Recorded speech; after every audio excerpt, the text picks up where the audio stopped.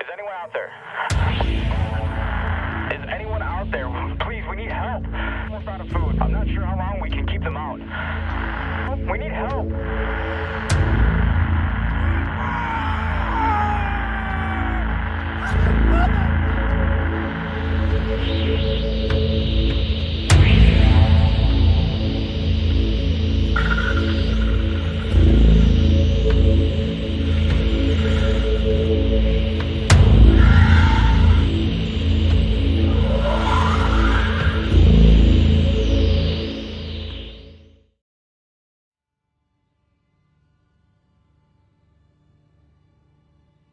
As you make your way back, you can't hear it because there is no sound in space. Fuck off, Dot. But we watch as the massive circular steel handle on this door that can be unlocked manually from the inside just begins to turn. Hey, buddy. We got a bit of a bad time. I'm out in space, by myself.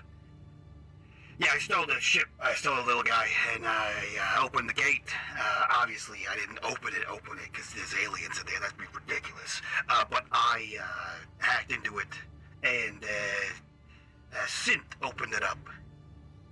A grumpy, gray little guy with the red eyeballs.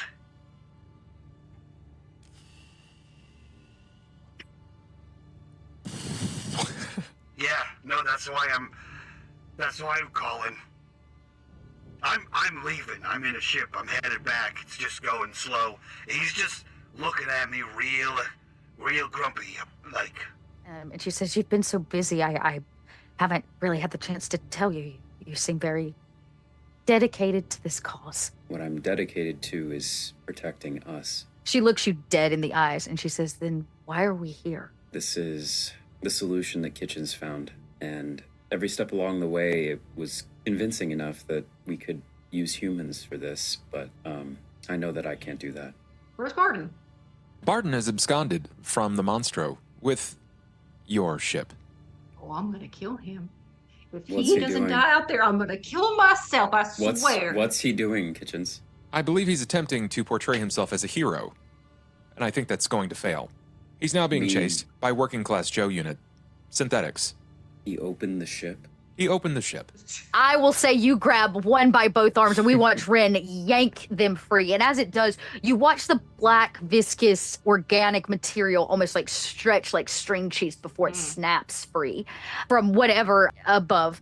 As Ren, you reach up and you pull these free, you see the arm of a black creature reach out from the organic matter. Well, Vince stops just for a second. He has to look back. And maybe, Ren, you grab him, you try to pull him forward, and it stops the both of you. As you look back, you can see this creature, dead silent in space, just screeching. As you creak the hole open and you kind of look down the long rest of the end of the monstro, you can see the sphere dragging behind you, which is a pretty normal sight. And on the hull of it is a working Joe that is hanging on as hard as it can with one hand, and you can see a xenomorph standing over top of him, and its tail comes around and punctures him straight through the chest, pulling all of the innards out as they float away into space. And his hand is kind of collapsed into the metal, and his body kind of like without gravity just hangs attached to the exterior. And she looks up just in time for you to basically close the hatch. But I'm willing to kill a bug, an alien species, but I can't be a part of delivering these people to their deaths. No offense. This is fine. I anticipated that none others would be a part of this project. I believe it is the only line of defense between humanity and absolute decimation. Kitchens, are they, how far gone are they? Even if we didn't do this at all right now, is there any coming back for them anyway? At this point, no. This is why I'm keeping them sedated. The moment they wake and their blood pressure spikes, it will increase the expulsion and the expansion of what is currently infecting their body. They will fall into a deep sleep while it continues to pass and spread into any other organic surfaces. Okay, so we're gonna get them on Shakespeare's ship. That's the plan. It doesn't have to be much of a plan. It seems that the xenomorph has just eaten its way through the hole and is currently inside of the sphere. There is nothing that is safe about our current endeavor, but if you wish to see a future, for not only yourself, but for Ace, and for those to come, I do not see another means. I do not see another trajectory for success. I am open to ideas, please. I just don't know if having this experiment hanging off the back of our ship is better than what we were originally planning. I agree, it is dangerous. But I think when the parameters are met for the success of the germination and incubation, it will not follow through to this vessel. And we can keep watchful eyes and Geppetto informed to alert us if it were to flee from Shakespeare's sphere to this location. But as the first body is prepped, and you and Barden roll it down to the entry door, the circular door that leads onto the tunnel that goes to the sphere, all you can think is in your mind is how much easier it might be if you just let the Xeno onto this ship. It'd have fresh meat to build a nest, uninfected. It'd have the infected ones already thawing out. You could not just have one small area to test your theory. You could have a whole ship. Maybe you shake it off as you go to open the door, and we hear the hydraulics in the air restabilize. A static patch test is safer. And maybe you say that out loud, and Barton, you're like, what the fuck is he talking about? But in Kitchen's mind, there's definitely the consideration that it just might be easier. But Kitchens, you never take the easy way. Neither does this crew. And the camera cuts inside the sphere. We see a kind of the camera pan round the space as you can see valuables and collectibles and things that are never going to be made again from old Earth have been destroyed. Slices through old paintings, entire areas tipped over, cassettes, video CDs, glass things crushed, valuables lost, jewels spilled on the floor. And in the center of the room is a xenomorph. As it kind of arches its back and clicks and takes the room in, it begins to make its nest, vomiting up a bile, viscous-like matter that begins to seed its way into making this space the most ideal it can be. And as it begins this process, it stops and it looks up as if it heard something, like a hunting dog.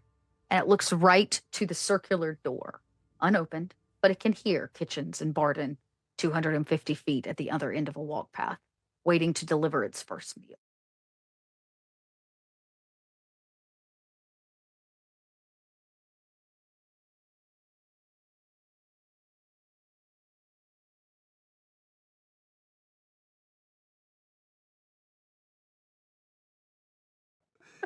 Arise, minions, and welcome to unMadeGaming. We are here, and you'll never know what we were just talking about. That being said, if you like what we do here and you want to support the channel, the best way to do that is over on our Patreon. Link in the description down below. While you're down there, click on that Discord link. Join us in Discord. Be a part of the community. Be a part of the conversation. And as always, in the bottom right-hand corner of the screen, you will see the corruption bar. That bar serves two purposes. One is when that bar fills, Dot continues to try to kill us in space, and we deftly evade her. And two, every single dollar that goes into that bar goes back to these wonderful, amazing faces that you see here before you. That being said, Dot, continue to try to kill us in space. Okay, cool. So I have one corruption left from last week, I believe. Here's our cute Skelly boy. Look how cute he is. You do, Skelly boy. He's got one. I, in fact, have 5 more, which can be removed from this case right here if you donate to that corruption bar. Can you fucking not? Like, I want to live. You fucking... Speaking of living, this is a good time to remind everyone, this is our next to last episode of this campaign ever. Stakes are high, as you saw on the after show, or the review, and you are all in a precarious situation. Your vessel has taken damage and has a certain portion of it has been closed off because it is leaking into space. A working Joe made quick work of the hull. And behind you, you pull Shakespeare's vessel, which on any day seems pretty average for all of you, except today, inside of it, is nesting a xenomorph, one that has started to make itself at home amongst the clutter of old world objects and antiques. And in a desperate attempt to assure that you can get the specimen that you need to test this fucking fungus, you have decided to feed it these people. And we're going to pick up exactly where we left off, which is just the sound of the clicking of Kitchen's shoes walking down this narrow 6x6 like circle tube of a hallway that is structured and magnetized, basically closed, airlocked tight at the far end onto a new makeshift door you have all put in over the last 5 years to access this sphere. And with Kitchens is a body. One. You have one on a stretcher. Oh, I believe, just for the record, Barden's also there with him. Barden, great. We hear the sound of mechanical feet as well, kind He of just plopping has behind. special pants. He's got regular feet. No, they have to connect to your shoes somehow. No, they're just pants. But not anymore, dude. They're like the Mario Brothers movies. Yeah, I want They're like moon they're like boots. spats. Yeah, they're like mechanical spats to keep them over your shoes. Either way, the sound of Barden's light hydraulics and pants behind He's got orthopedic shoes. He's How almost many 80. bodies do you have? That's a great question. I think the initial discussion was that we wanted to at least get one there, but you had suggested that the more that we seed, the greater the chances of creating a failed colony. But the risk of also, like, if everything fails, you're out bodies, right? So there's Correct. a risk here. It's like any scientific hypothesis.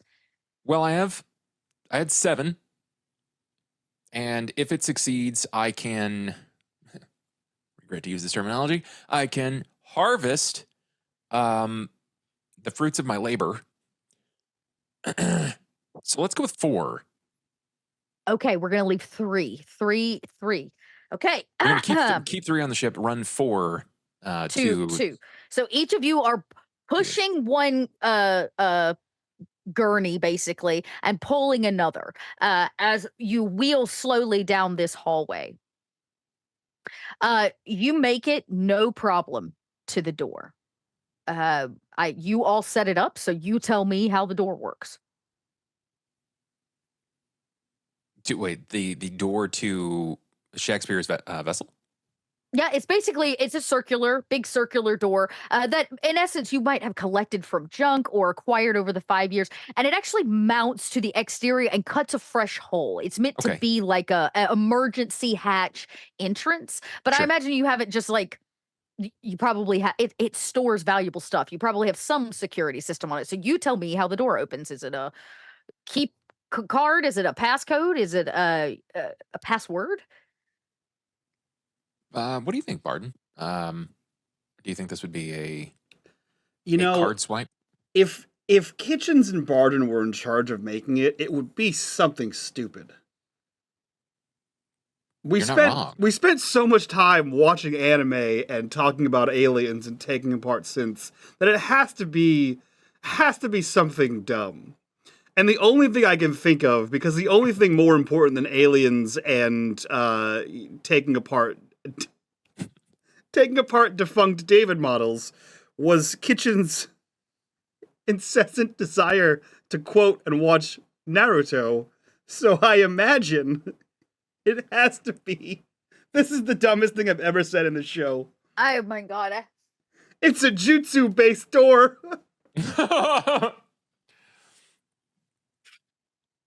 So many seasons, so many episodes led us to So this go ahead, exact moment. Kitchens. Open the door for everybody at home. Can I just say that I do? Because I, as Bub, may have watched a significant amount of Naruto, but I did not memorize these patterns. All right, Mike. This is your fucking idea. You Only were on Barden. that. That was How about this? Only Barden then can open the door if Barden is the one that knows the hand. Perfect. Here's the thing. I've never seen a single episode. So How does this even work? But I know. Just make you a call haven't. that you can't use the door this way. No, Oh my okay, God. But I fine. know 100% that it looks like this. Barden, the door you, opens. you step up to like what would be some kind of ocular scan or maybe a face scanner. It looks like a blue HUD. And instead of putting your face to it or a handprint, both of your hands are put in front of it and you begin to make the gestures exactly like the show. I'm not going to make you make a frickin' check for this. I'll let you make it up, for Christ's sake. I'm afraid what you'll do if you roll. So, and you watch as the blue HUD turns green, and you hear the door kind of closes almost like a camera oculus. It's like metal plating that closes around, and you hear it unlock. But there's a button to actually open the oculus. In essence, Okay. I do the Naruto unsealing jutsu on the door, and there's a ksk. It pops, and you can hit the button, and the door will open. who's hitting the button? Kitchens has never not been impressed by this every time he's seen it. I just want to remind you that, Dot, you said, how does a door work? And this is, I don't know what you expected to happen. I don't know what I expected either, but you know what? Here we are, Mike. So you know what? Who hits the button? I will. I'll Okay. hit the You button. hit the button, and what you actually hear is the Oculus back from where you came has to close and make an airtight seal, right? Or else you'll end up with a vacuum. So you hear that Oculus close way back at the end. And then this one opens up. And as it does, the two of you witness a full-size xenomorph, potentially one of the largest that you've ever seen. From tail to head, maybe 8 feet. And it's hunched over, and you can watch it. It's kind of like a cat trying to throw up. It's like, and it's kind of like gagging. And as it does, it vomits up this black viscous like bile as it begins to kind of coat whatever's in front of it. And with its back to you, you can see its tail kind of whipping, and its tail stops and turns to the door, and it creaks, and you hear it kind of low growl as it turns very slowly, and it stands fully upright at its height on 2 legs. And as it does, you see this Xeno is not like anything you've seen before. Everything about it looks like the space beast, except around its head it has this bony steel-like crown, almost the way like a triceratops grows flesh to bone, much in that way. And it kind of crowns the top of its head, and it clicks and hisses as it sees Kitchens first and the 2 stretchers. It will not take an action. You get to go first. Okay.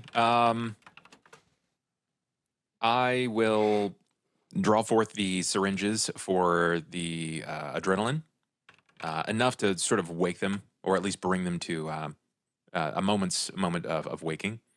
Okay. Drowsy, you know, and I will directly inject, probably at the neck, and I will push. I think I'll probably just kind of dump the gurney, right? Like I want to create Dump the body space. over. Yeah. We're gonna need this gurney. Yeah, we have less gurneys than bodies. For sure. Correct. Okay. This thing is gonna roll. Okay.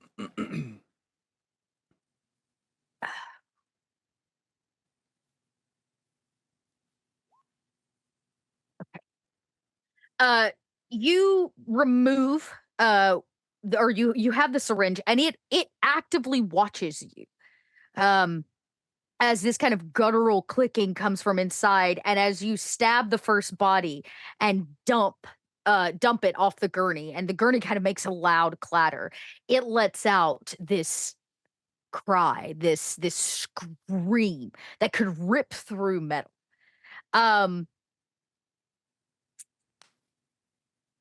There is no way for this to actually take hold, but Barden, you are only human. And this cry, which they call the call to the guard, is meant to unhinge your nerves. you can take a point of stress for being in earshot. Kitchens, you don't have such effects, but it is an impressive creature. This is the most advanced that you've seen them, except for maybe some of the more biologically mutated ones on the So like a planet, right? Like a hammerpede. shark, like right, the shark and stuff like that. Like that far gone, but in terms of the space beast model coming from a face hugger process, right? This thing is the most advanced you've ever seen one. Potentially the most evolved you've actually seen in person. This is the first time you've seen this Pokemon this evolved, right? Sure. If there is some stumble in Barden, I will subject the second one, and then I will not worry about using this to wake the others. We're just gonna dump them. As long as two of them are functionally active, the other two will come around. They're just gonna be super hyper groggy, and then we're gonna bounce. I Okay, feel like cool. there's not a stumble. It's the opposite. It's the quietest you've heard Barden, who usually has some kind of quip or a mumble for something, and he's just quietly holding the like at the door, kind of just peeking around the side, looking at this thing. And I imagine, because I like to figure out how I would build things in space, that these gurneys, just like any other gurney, folds flat, but as Yeah. it does, they actually stack because they float. Right, they're meant to be ease of use to some degree for storage, and so the first one kind of gets stacked. You dump the second body. It witnesses you give a dose again, and will For a second time? It calls out once more. I will let both of you make a oh gosh, is it an observation? What is your Oh, sorry, I'm looking at analysis. Yeah, you could take an analysis. That's what science boys. I would take an observation if you don't have some kind of analysis. I actually do have analysis. Yeah, we're You both two scientists. You could both roll. Out of 2, I'll tell you, it's like it's calling for something. It's not for you, but it can't. Who's going to hear its message? It calls out a second time, and you can. Nope, you've heard it once. I'll say you can avoid this point of stress. So I have a question for you. Per the rules of the analysis talent, a successful analyze roll also reduces the stress level of all other PCs within a short range. Would that reduce kitchen stress? Nope. Okay, just checking. Nope. But However, you know what? Kitchens have does one of reduce these my just- stress. I have one of these sitting around, don't I? No. Nope. Where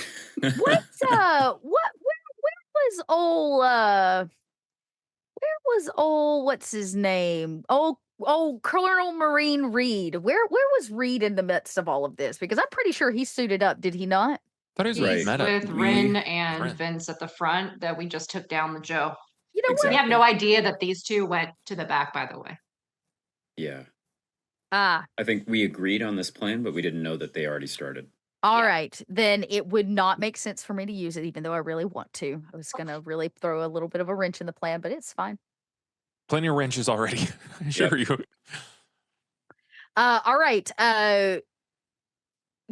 Kitchens, you note the same thing. You have studied its behavior, at least from the notes of David 1, the first David Mm. model himself, and you know that they evolve very quickly, at least from what he could tell. And their behavior suggests a hive mind, which means they work towards a queen and a hive, and then they work in a hive mind. So you don't know if this is a queen. You've never seen a queen. This could just be the next level of like hunter or scout, or you are unsure. I don't necessarily think that there's a strong chance. I believe, like, honestly, if I'm considering his knowledge of this and understanding, he probably presumes that this is some form of a leader, given the sheer size of the cranial cradle. It's not, as far as evolutions go, these are perfect hunters. This This is clearly a marking of importance, not for efficiency. Yes, correct. Yeah, yes. Would we have seen these on the Hadley's Hope installation that we were able to spy on through the cameras back in the last season? Because it's a full-on, basically a planet-sized colony there. I would say what you remember from that, you would have seen a queen then, right, in the Hadley's Hope, or at least what of her you could see because she was fucking huge. Yeah, because they take up a whole building. And the footage that you have basically suggests that she has one of these crowns as well, but she's much larger than this creature, right? Like she's not even able really to move unless she disconnects herself. This could be the stasis before becoming a queen. There's no real research as to how a queen is. She just is. She gets birthed and then she is written into the hive as such, right? It's just like bees. Yeah, so you could suggest maybe this is one evolutionary step maybe before that. Whether this one can turn into a queen, that's a pretty decent scientific hypothesis in this stressful moment. Gotcha. Just curious. After I've dropped the bodies, I am going to shutter the doors, and I think we make like a baby and head out its mother. No. We're going to have to do this for everybody. Everybody you drop. It's going to make an observation every time you stab it. I'm only using 2. Oh, you're only infecting 2 bodies. You're not leaving all 4. No, it's not even it's not infection. It's literally just to wake them up faster. So, but you're only going to inject 2 of them. Correct. The implication is that they're all already infected. This is just essentially like a medicine. It still wants to watch. So if you only do 2, that's fine. It still, once you dump the 2 more bodies, it observes the 2 of you. And its eyes go from you, Kitchens, to Barden over your shoulder. Because he's the living thing. Yes. And as the both of you step back and you go to press the button, it rushes towards the door. And as it does, it takes a resounding leap across half of this sphere, up steps and across all, like it's going to reach to the door and grab you. And right before it does, its body comes down. And instead of grabbing you, it lands with a crushing blow on top of one of the bodies, the people that you have dumped here. And you can hear the sound of bone crunch as the oculus closed.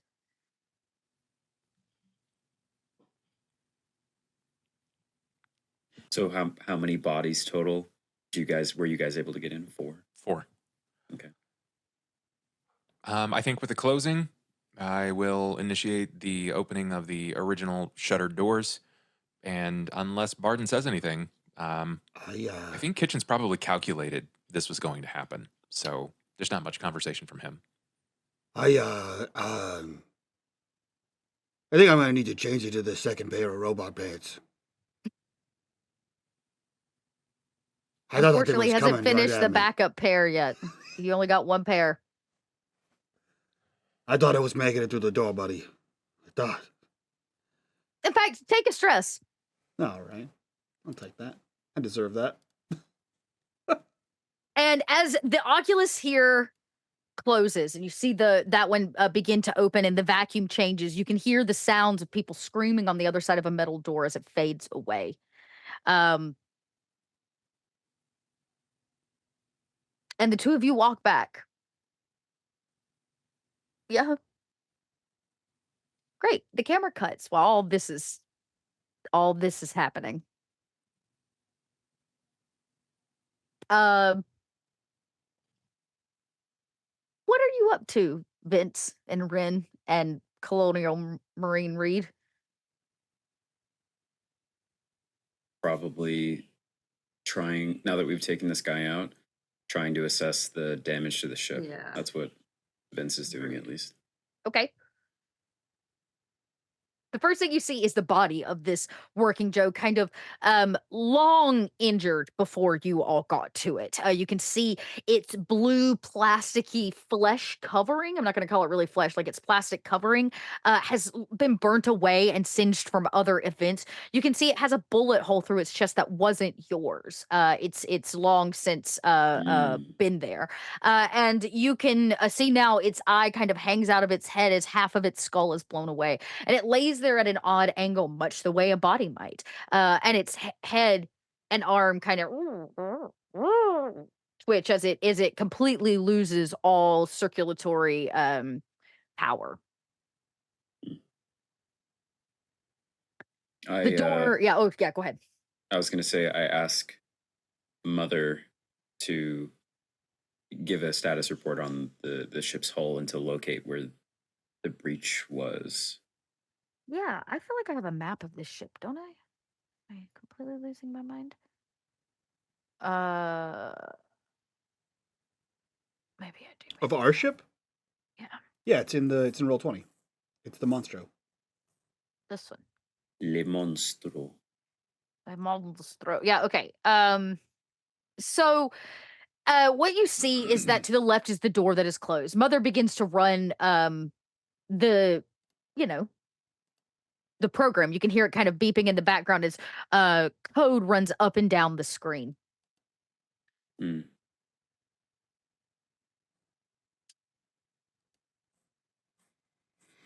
Mm. It seems that there has been an exterior breach to the hull. Not large, but definitely damage. It's going to have to be fixed from the inside or outside. Either way, we're going to need to seal this area off, create a vacuum, and one of you will need to be in a spacesuit. Or both of you, if you choose to stay. Vince says, Geppetto, you sound so different.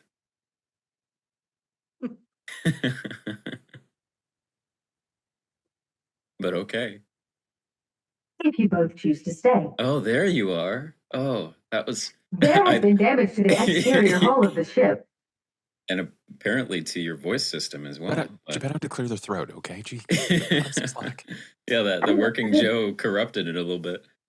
I look at Rin and say, okay, spacewalk.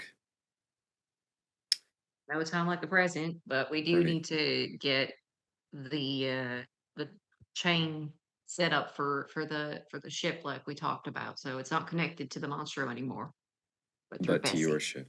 right? Just in case. So, given that we have an actual hostile organism on Shakespeare's sphere, we probably want to deal with that as well. I know that there are two competing priorities, but maybe Ben can help you. Well, and there's Kitchens and Barden too. I don't think that they. Well, I guess yeah. Kitchens and Bardens are currently indisposed as they have taken the bridge across to Shakespeare's sphere. They're on their way. They will be on their way back shortly. When you say will be on their way back shortly, what's their current status right now? Currently, they are opening the Oculus to deliver bodies to the trapped xenomorph. Okay. They couldn't wait just 5 seconds. Yeah. It seems to be going well. The xenomorph has not attacked yet. Thank you so much, Geppetto. Okay.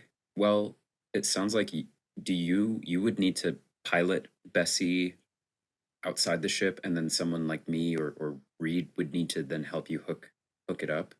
Well, as long as we all stop moving, I could do all of it myself. It just take longer, but it'd be safer. Okay. All right. I am a little paranoid of them already being down there working on stuff. If the damage to the hull is okay for now, we need to go fix it, but I need to make sure we don't have an alien boarding the ship. Agreed. I'll be back. And Vince runs to go towards Shakespeare's ship. Rin will bridge grab. that they took.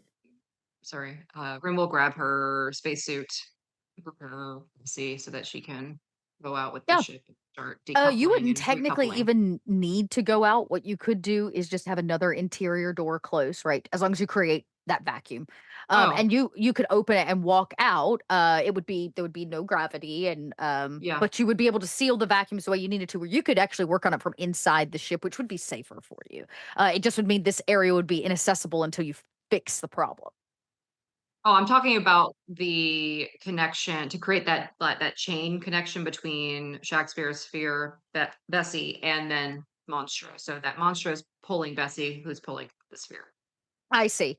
I That's see. what I was referring to. Sorry. I got you. Okay. Yeah, then yes, you are obviously gonna have to go suit up and get it, Bessie. Okay, that makes a lot more sense.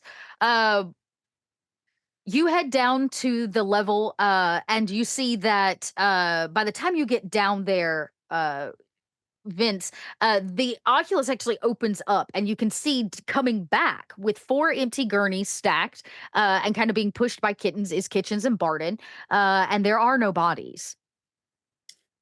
Vince has his scope rifle aimed, and then he slowly lowers it as he sees it's just the two of them. And Vince takes a deep breath and then just stands and says, "How did it go?"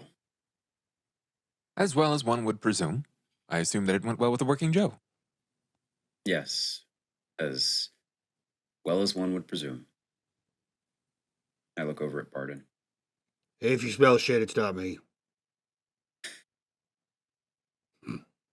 So it's in there?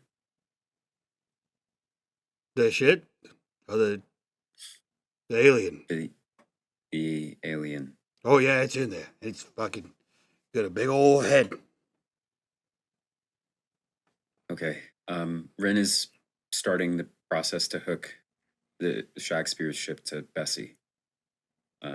And then we still need to repair the hull damage.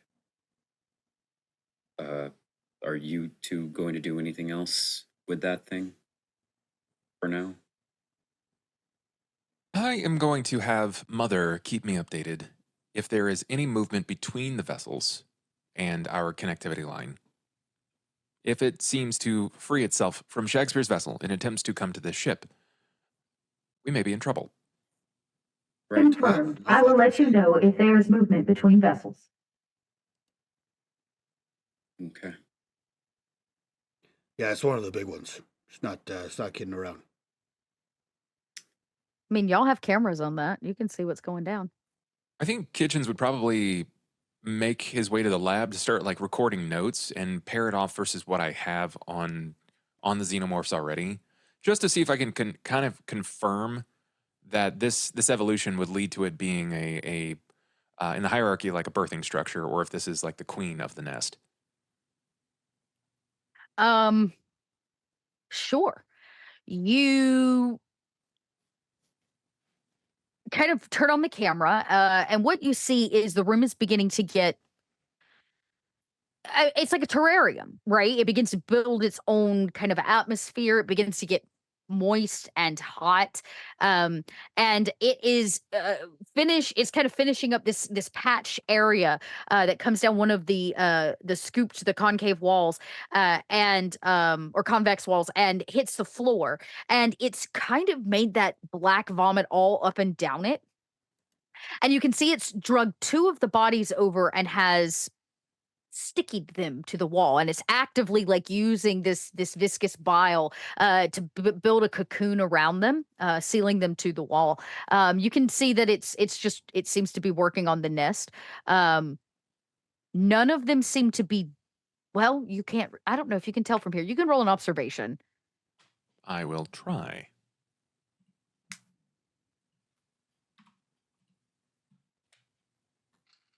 Three successes. Okay. You don't see two of the bodies at all. You don't know what it's done with them, where they are. It's only affixed to the wall in front of you. At Can the I recall moment. back to determine if the point at which the queen had landed was on the bodies of the two that I had successfully injected the It adrenal? would have been whatever one was closest to them. So, Okay. I mean, if you just dumped, because y'all didn't really go in the room, you just dumped them at the door frame. Yeah. You imagine that You did hear people screaming, but you don't see like blood. You don't see holes in their head. A lot of the sheer fire other signs. Um, it seems to be maybe waiting, but you're not sure where two of the bodies are. But it works as if it is none the wiser that you have cameras on it. Can I potentially use a medical aid for correlation based off of her ability to assess what I was doing and the fact that there are only two of them that are hung to the wall? Sure. I would say, yeah, you can make a medical aid check or, yeah, some kind of, Or yeah, successes? yeah. Nice. She's probably not intelligent enough to know what you stuck them with, but in her hesitation, she may have isolated them from the other two, which will be prime for, uh, gestating, Right. right? You can wait and see what happens to the two bodies. At this point, she's just building a nest, or this creature is building a nest. You don't know if it's what its gender is. Um, yeah, Then I will watch very closely. I'll record anything that may seem out of the normal given the nature of this creature versus what I already have. Kitchens may have to write a part 2 to the Space Beast. let's see. I think I'm going to. Yeah.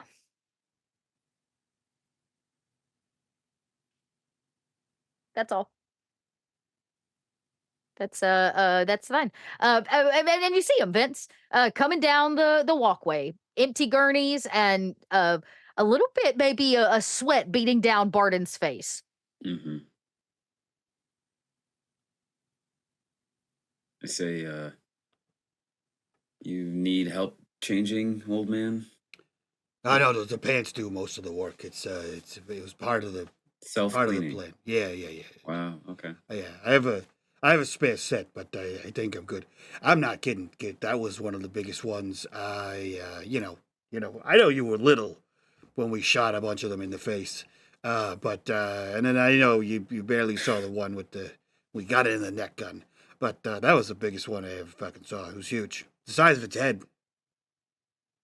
For some reason, the body stays the same, but the heads just keep getting bigger. It's the weirdest thing. I don't know if that's evolutionary. Are you, whatever Barden, that are is. you happy now?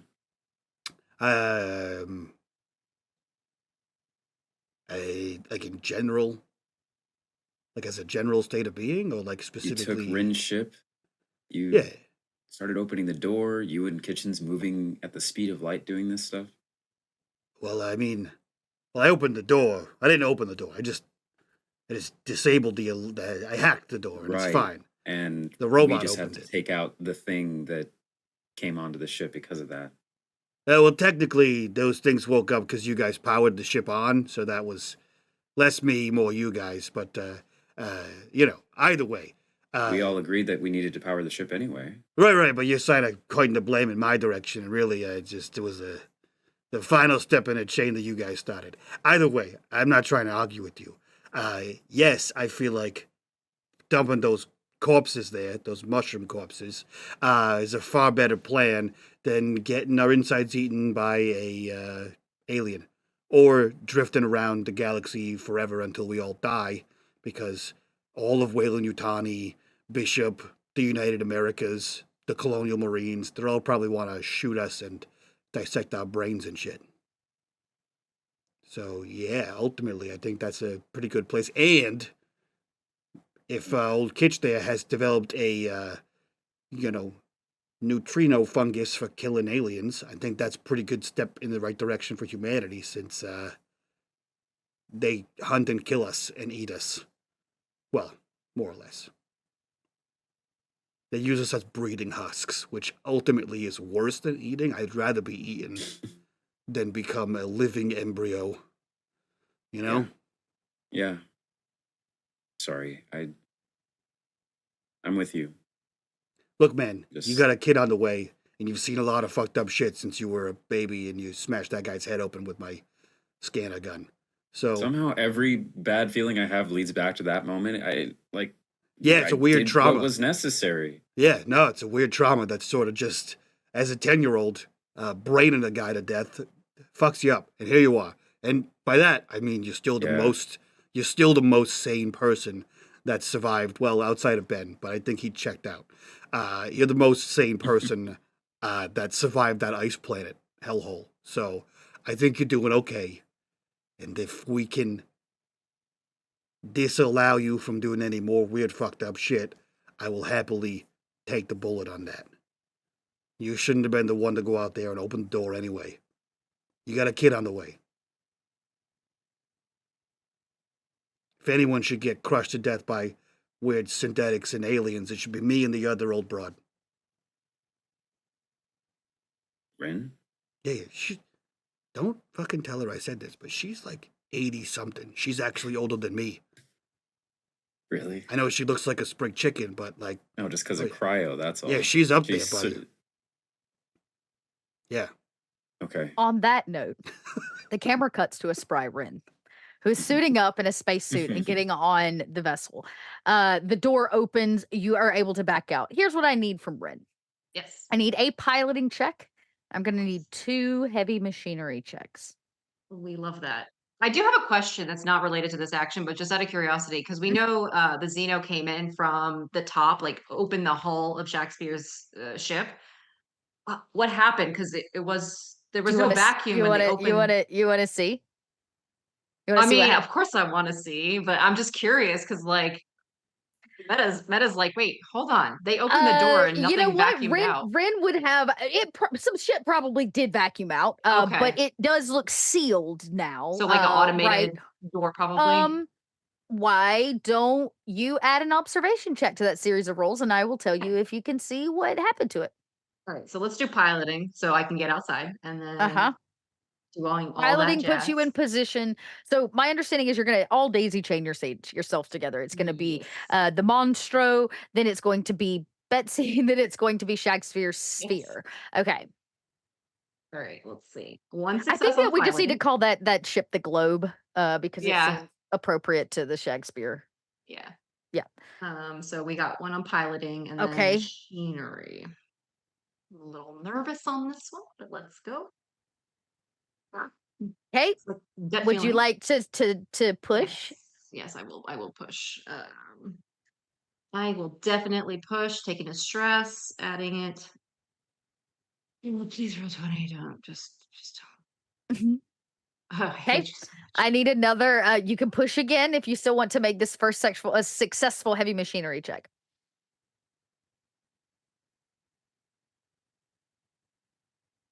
All right. We're going for it. Okay. Okay. I'm just refreshing. Let me get roll 20 to get on. Yeah, board the with Shagsphere. Shagsphere is what we'll call it. Well done, chat. Shagsphere. Oh, hi. Roll 20 is actually chat. Well done, chat. All right. Let's try this again. I was trying to do a clever Shakespeare thing, and then Mike had to take it to 13 again. I'm just really. If it makes you feel better, I originally was gonna call it the Shags Ball, but then I was like, sphere is more appropriate. Wow. Okay. All right, fingers crossed, everybody. Don't leave me hanging in suspense. Roll 20. Come on. Nothing. Okay. Okay. One. That's what we needed for the first check. Let's get the second heavy machinery check. Okay.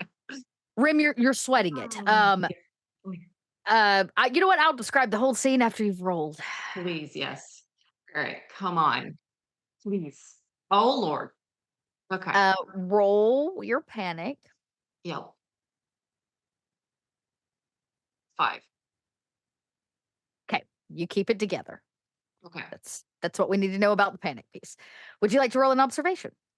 Yes, I would like to roll an observation, and roll 20 would love to fuck off and not be an asshole.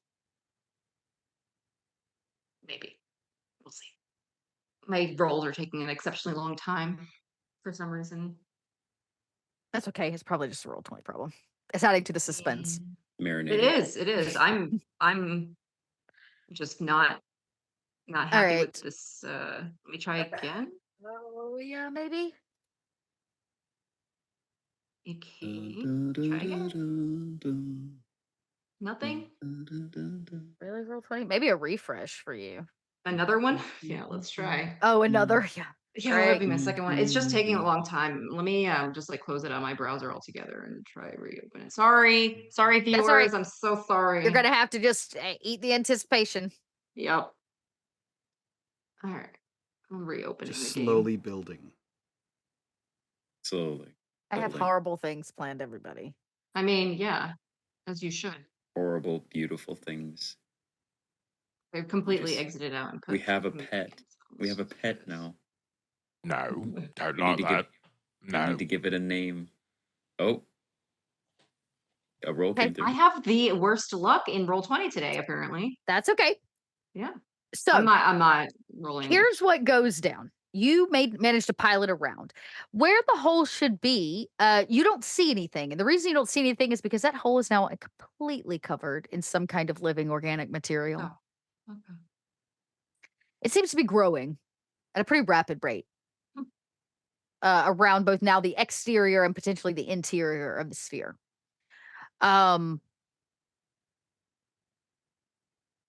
The goal was to detach the sphere, the shag sphere, attach it to the back end of Betsy, and attach your front end to be hauled by Monstro. Which cables do you detach and connect first? Well, I have to disconnect it first from Which ones do you Monstro. connect first? Do you want to go to the ship first, or do you want to grab the sphere first? Oh, the sphere. Okay. Yeah. You successfully do. Oh, okay. You it kind of detaches, and everybody in the ship, whatever you're doing, you can almost feel it lurch a little bit as weight is alleviated from the back end of what you've been hauling.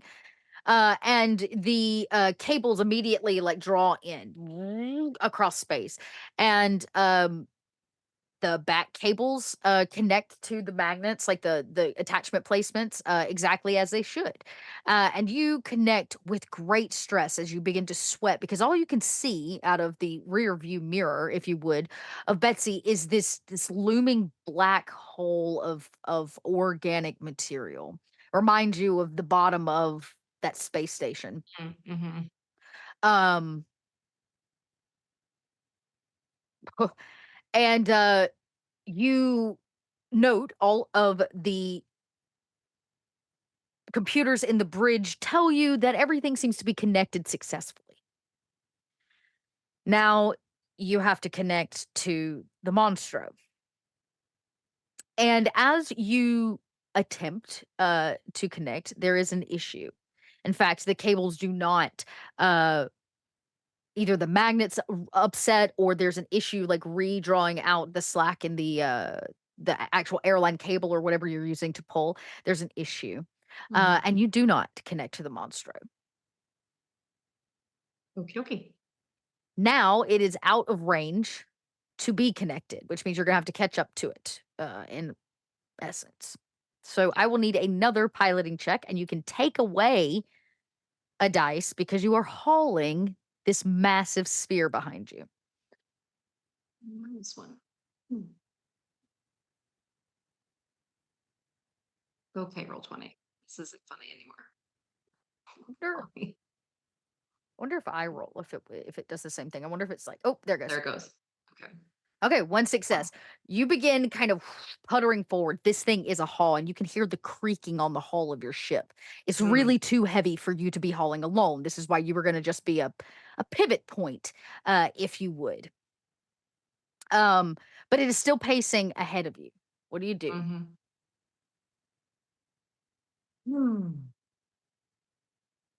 Well, I don't It's think. just you and the Xenosphere. Yeah. I mean, I can maybe call in over to Geppetto and maybe just ask, hey, can you reverse the ship? Oh, you come over comms. Yeah. Just I because like the speed isn't gonna change on Bessie, so there has to be Right. an So it has to be, adjustment. yeah, it has to be. And you would see Mother responds. Slowing down, coming to a stop. All of you on board feel the whole vessel like to a halt.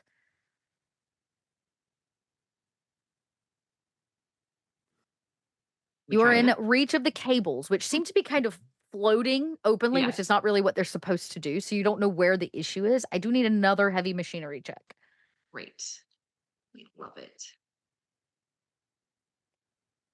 Yeah, roll 20 is not happy because it's like majorly delayed for some reason. I don't know why. That's all right. It's one of those episodes for you guys. Just yep, gotta have another panic. We Great. love Cool, it. cool, cool, cool, cool. Just roll it on up. Panic Ooh. rolls right away. The other stuff just takes a long time. Cool, cool, cool. Ren, if I remember correctly, 8 is panic table. Here we go. You begin to tremble. You start to tremble uncontrollably. All Mhm. skill rolls using agility suffer a -2 modification until this panic stops. Your Fantastic. hands are sweaty. It's just you and the space beast. Literally, you're not connected to the monstro yet, which means that you don't even know how you're gonna get back over there. It's all like kind of was wheeling and dealing, and now you're out here and you realize that it's always gonna be you between the space beast and the monstro. You're first up. And as you begin to tremble in fear, it's going to affect your agility. So just make sure you mark a Mhm. -2 to your rolls. Um, or you can put it in directly, I think, when like you roll something using agility. Mhm. Um, and this panic worsens as you realize that it's not your ship. There is an issue with the cables themselves, Hmm. which is part of the mechanics actually back on board the Monstro. Mhm. I should come over comms. Hey guys, we have a slight. Well, I'm not the expert, but there's something wrong with the cables, and I can't hook it into the Monstro. And while I don't mind free floating with our, you know, hitchhiker, I think I don't have enough whiskey on board to make it through wherever it is we're going. So if we could maybe come up with some kind of an alternative solution to tow me with the sphere would be great. Just Um, putting it out there. I say over comms, well, someone needed to get out on the exterior of the ship to, assess the hull damage anyway. So maybe while I'm out there, I can see what's up with the cables. Hey, I will just sit here and keep a close eye on that gooey nonsense coming out of there. Okay. So you just sit here waiting, like at a toll booth that won't let you through. Vince, when you go down to the maintenance level, are you going to go on the outside or the inside? Let me go on the inside of the hull first, just to see what's up. Yeah. I also ask Reed to still accompany me. Yeah. And he kind of stands up still with quite a bit of purpose. It seems like maybe y'all have shaken him out of his, or he's come out of his weariness. But he follows you with light feet as you head down in the vessel to what is basically the maintenance area. Ben is already down there, kind of, and you can see he's like staring at it. And the mechanism that actually um turns to draw this dense thick airline cable like in back into the vessel is caught, and you can see it's like flashing red like there's an error, and he points to it and you can see that the issue is on the outside of the ship. Something is causing it an issue, a jam problem from the outside. Okay. I turn to Reed and I say, "You ever spacewalk before?" um I mean, I used to wear spacesuits when we'd land on planets to go kill bugs. Okay. Um, all right. You don't need to. I can go out there and fix it. You want me to Um, do it? no, you've never done it before, but just monitor things on the inside and maybe help out Ben here. He looks at Ben. Ben doesn't know this guy.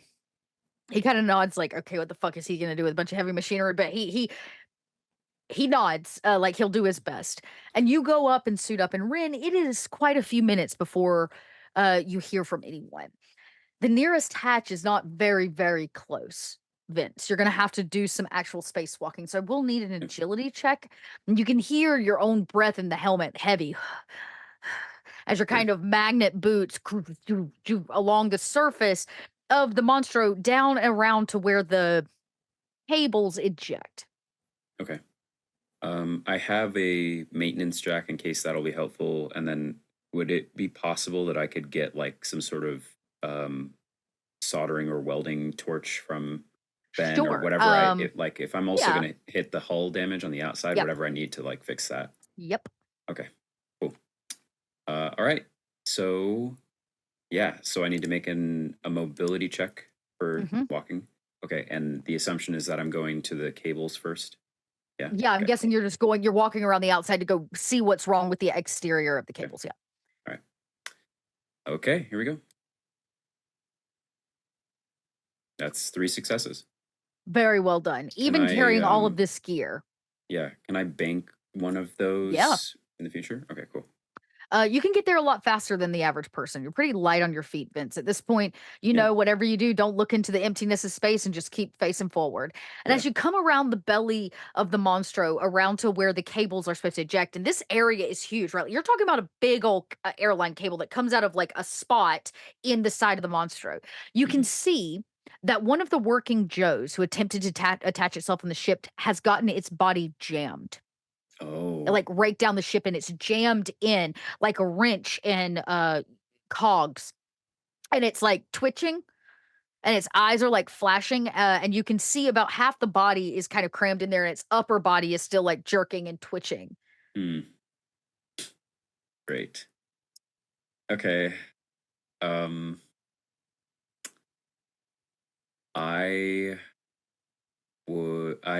I guess Vince is out there. He would have brought like one weapon as well. Like he has his pistol. And maybe it's probably that all that fits with all this gear. Yeah. And it has his maintenance jack. I think Vince is a little afraid to fire a weapon at the cables.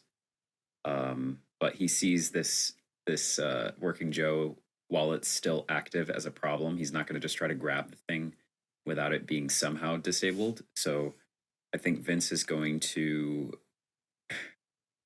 give it a thwack with the maintenance jack. You're going to hit it with the maintenance jack. Yeah, I think I'm going to just try to like... Okay, just make a flat close combat check then. Yep, beam it over the head to try to get it say to this only does 1 damage. Okay. In space, because you're also working against no gravity. Right. Okay. Close combat. Here we go. Yeah, that's wonderful. As you bring it down, it's just not enough. It like bangs off its head. Yeah, you can push. I don't want to. Never mind. Okay.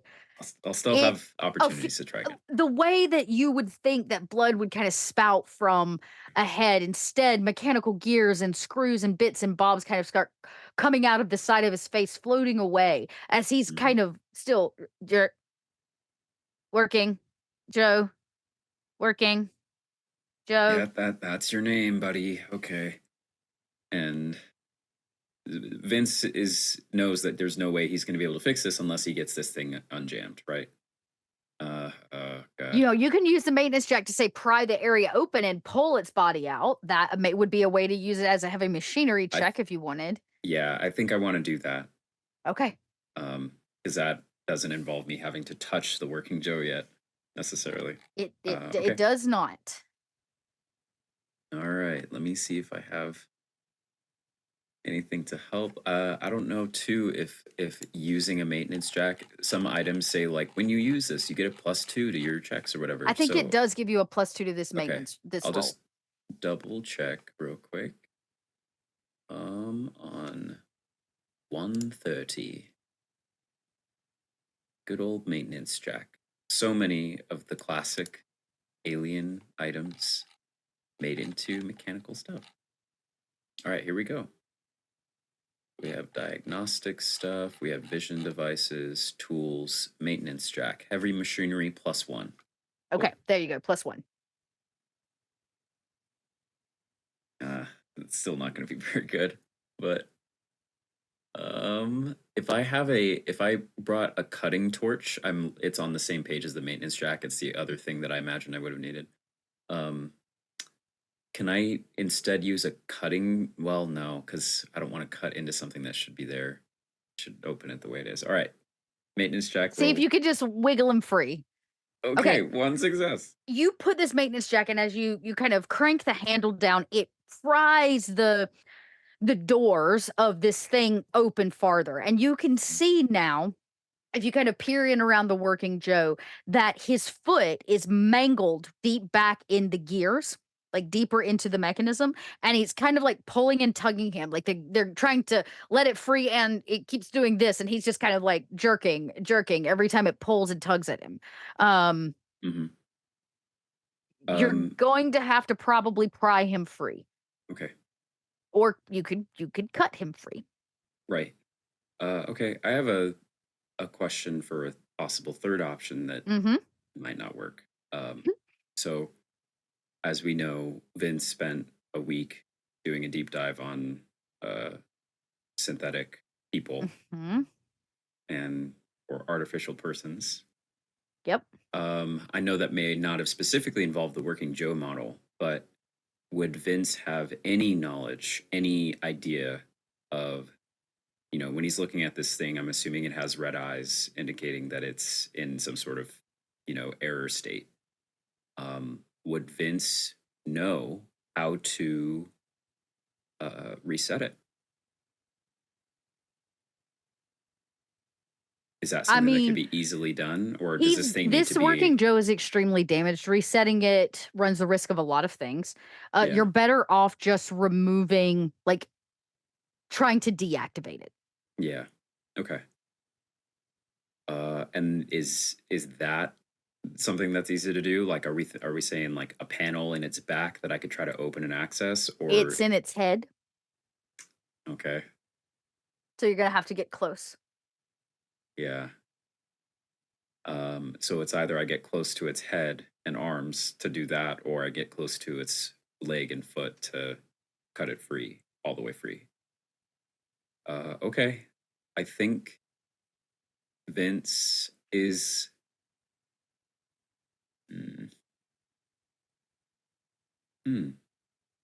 I think Vince is going to try to deactivate it. Okay. Yeah, he's going to go close to the head, and he's going to try to open whatever, weird artificial skin flap and turn the off switch. Okay. How do I do that? As you get close, what I'll need is probably a comtech check. Okay. Because he's not really heavy machinery. Right. To break into his head. That makes sense. Go ahead. Okay. All right, I'll make a contact check. Here we go. That's 2 successes. 2 successes. You can see the panel actually on the back of his head. Remember, they're meant to be regular maintenance functioning AI units. They're not meant to be like kitchens. So it's a lot easier to find the doors and the spark plugs and all that kind of stuff. So basically, you can see it. And as you reach down and he's kind of twitching, he's going to take an action. Yeah.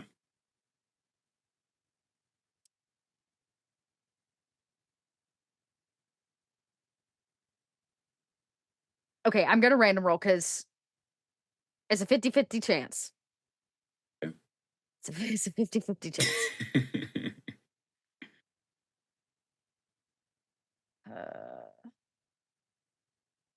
I guess we'll do it this way. Okay.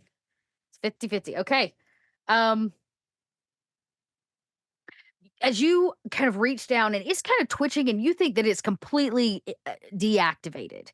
And as you maybe put your tool or whatever down there and you pop the back of its neck open and you can see it, this working Joe becomes hysterical and kind of begins like, you can hear it like gears spinning and turning, and it cranks its body like the Exorcist the wrong way. So it's staring up at you, and it reaches up and it grabs you by the helmet and it smashes your head against the nearby building.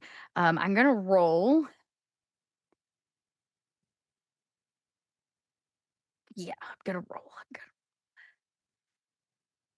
You are a very lucky man. Um, and as it does, it's a good thing that you're wearing a spacesuit because you can see where his hand is, much like a bulletproof glass. It breaks the exterior, but not the interior. You can see how thick it is. And you watch as the glass bowl on your face crunches under the weight of his hand, and you can feel your head snap back inside of it. And he begins kind of trying to grab at you at this point. Yeah. Okay. It seems like Th- a full-on mechanical malfunction at this point, like, Uh-huh. and it's just grabbing in this insane way. You've never seen a synth Yeah. like this before. I think Vince would probably take a stress from that. Mm-hmm. Um, In fact, you do. When you I see a working Joe malfunction this way, you take a Yeah. stress. I stand and catch my breath as I look through the spider web crack of my helmet towards this thing. And there's just this moment of reflection as I see this synth versus the one that I've known for so long and how very different they are. There's almost a moment of appreciation for Mm. Kitchens, knowing that this sort of thing could happen. And then Vince realizes, well, this could happen to humans too. And then he, still kind of out of breath, is going to just try to, obviously not even going to try to deactivate it anymore. Not worth the effort. Is going to try to cut its leg free and as quickly and easily as possible try to get this thing out at this point. Okay. Whatever I can To make this easy, I'm just gonna have you make a close combat check. Okay. Because it is still reaching for you. Okay. And I, the cutting torch that I'm using or the maintenance jack, whatever I'd be using to make this If you final use the attempt. cutting torch, I'll let you add the +1 or 2 or whatever it is to the Great. close combat check as your weapon. Okay, yeah, because the cutting torch gives +2 to heavy machinery rolls. I'd let you take a +1 to this close combat. Great. One success. I'll take it. One success it is, and I don't believe they have any armor. Oh, that is not true. Okay. As you begin to cut through, you can see it starting to cut through the plastic, but at the rate it's kind of like wiggling and fighting and it's like clawing at your legs. Even if you hold it down with like your foot as you kind of reach deep into this area and kind of try to it's going to take a second for you to cut through his foot. It's not going to happen instantly. Okay.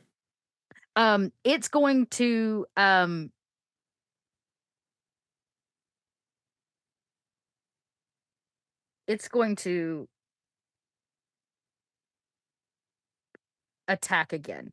And you watch as maybe like I said, you have a foot maybe on its throat or its back or its Mhm. chest, so you're trying to hold it down as you cut it free.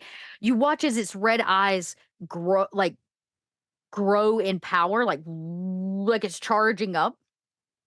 And its eyes let out a like as if a transformer almost lets loose, and it lets out all of its energy into a last ditch close combat attack. And you watch as its arm, almost like a pneumatic gun, just like moves forward to hit you in the gut. Um, it is successful. How much armor are you wearing? So I have a set of armor, or I have a Mhm. personnel armor. I'm able to wear that while I'm spacewalking. Probably not the whole thing. What is it that you have? So what I have is called M3 personnel armor, and it gives a +6 to armor. Yeah, I'd say you could probably. It's clothing. It's like body armor. Yeah. Great. Yeah, Okay. I'd say that's fine. You could probably have it on under this. So whatever your Okay. armor rating is, roll that many d6. Okay. There's an armor button, so I'm just going to try that. Mm-hmm. Okay, 3. As it punches, it's a good thing you didn't have time to take your armor off because you feel it like, and as it does, the crack in your glass spiders Mm. just a little bit. and you take the full brunt force of literally what feels like a pneumatic staple gun. For all you country folk out there, we call it a tater gun. If you've ever taken a tater gun to the stomach, that is what this feels like. Just a solid, like, to the gut. And then you watch it as it, like, and it kind of goes, oh, I have one Oh, of these left what? because y'all didn't want me to use it earlier. Do it. So I'm going to use it now. I'm just going to spend the last corruption to say as it charges up, it's already had so much damage and you've added fire to the scenario. It explodes. Great. Cool. Jake, your spacesuit, do we know how much armor that is? Is it 2? I feel like a basic This- spacesuit is 2. The spacesuit itself. I might have to look that up. Yeah, I'm kind of Because close. gear. Suits and armor. So there's M3. There is a Wayland Yutani ape suit. No, that sounds like No, that's the a that's jungle the thing. that's no, Is it's actually the business. It's like an actual suit. Oh, That's like yeah. it gives +3 to survival. That's interesting.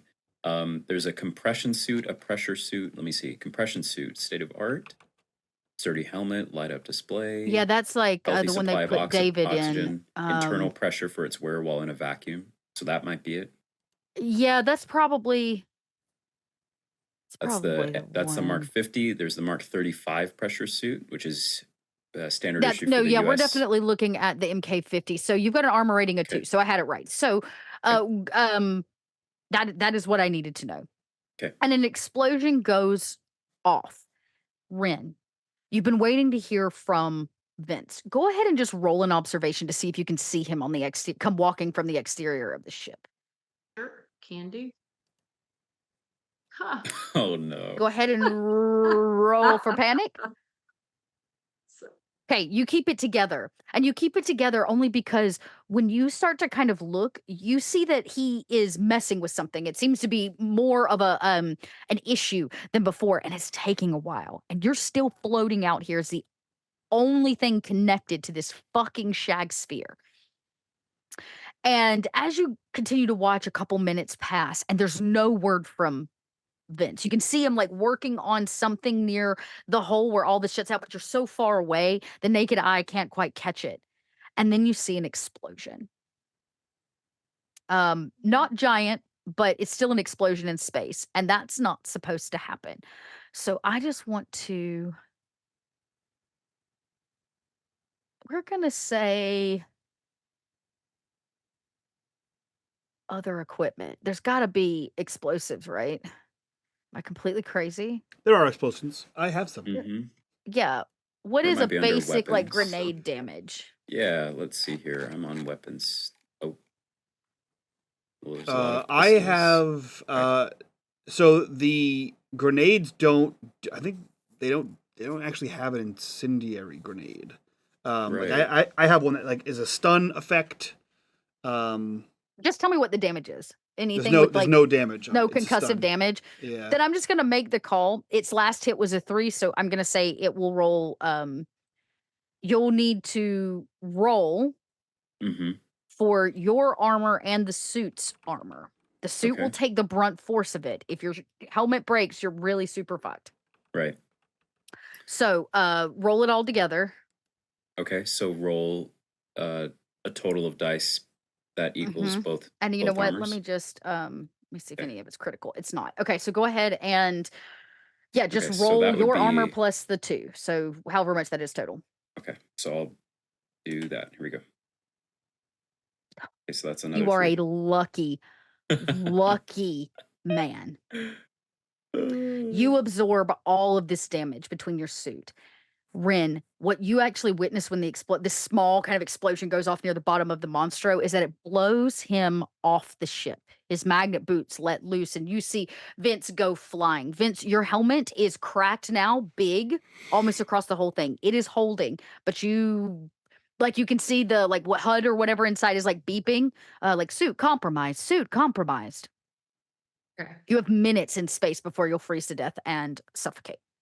So Rin sees him. She's got her spacesuit on anyway. So I guess she's gonna grab the longest rope she's got, tether it to the outside of Bessie, try to catch Vince. Am I Don't know. dislodged from the ship? Yeah, you are like free floating I'm in free. space now. Oh, Mhm. great. Cool. Yep. You can make a piloting check at a -2, remember, Yep. because you Yep. are currently panicked. Sure thing. We are super panicked. We're having such a great time with Roll20 today. I'm really loving it. It's really Yes. great. It's I'm a really, super it's really. fan. It's amazing. I wonder why it's always this one for some reason that wants to be super duper slow. Yeah. Alien and VTM are the two that are always so slow for me on Roll20. 2 successes on my Nice. piloting check somehow. Okay. Vince, as you kind of go blowing back, your head has like basically banged around inside of this thing. And as you come to and you can feel your breath and there's the alarms going off and it's all like a lot inside of the spacesuit. And you can barely see out of the dome front because it is so damaged. You see the warm tail fire of Betsy as it pulls as close as it possibly can because you are hauling the sphere.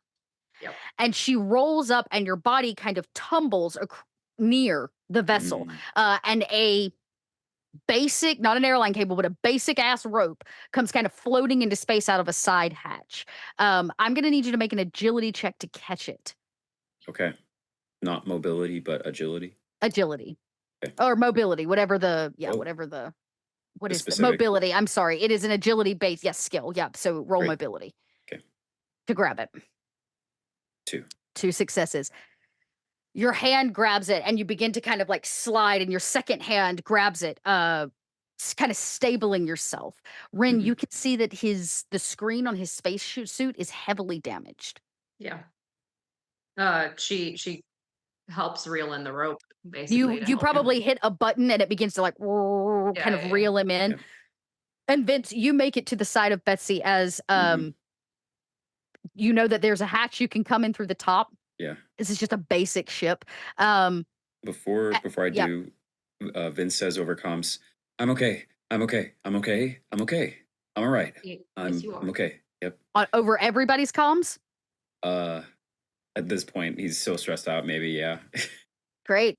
But Kitchens, then Barden, you'll hear it too then. Vince is gonna try to squint and look through the cracks in his helmet at the cable from the Monstro and see if it's ready. It's completely damaged. He exploded lodged inside. That whole thing has been completely destroyed. There's now a single cable left, which does not make it as secure of a pull. Right. Okay. And so Doesn't mean it can't be done. If we wanted that to, so we could hook up one tiny last cable. One airline cable versus 2, so it wouldn't be as strong Okay. of a, yeah. And is anything actively burning or like, does it seem like Space an would have put it out, right? It would have Yeah, yeah. exploded, a compression Okay. explosion more than likely. Light fire because you had that thing in your hand. The Mhm. torch is gone. And is that second cable like whipping around Nope, right that now? second cable was the one that got drawled in, which means it can Oh. successfully connect. It would just come back out and reconnect to Rin's ship. Or I mean the first one then, whichever Oh, one the we first can't one, use. yeah. It probably blew free, and so it's now just like floating out in space. Okay. Is All right, Vince Vince. inside? No, Ship? I think Vince is gonna try to connect that one cable. It will be a heavy machinery check from inside of Betsy. And the camera actually will cut Okay. back onto the Monstro, where Kitchens has been watching video. And Kitchens, you watch this thing meticulously continue to build a nest. Occasionally it'll find something in all of the crap and knock it to the side, or something made of metal and it'll consume it. It ripped an old 50s jukebox open and consumed everything metal on the inside of it. No. Yeah. Not the old 50s jukebox. And you witness as it goes through the same process.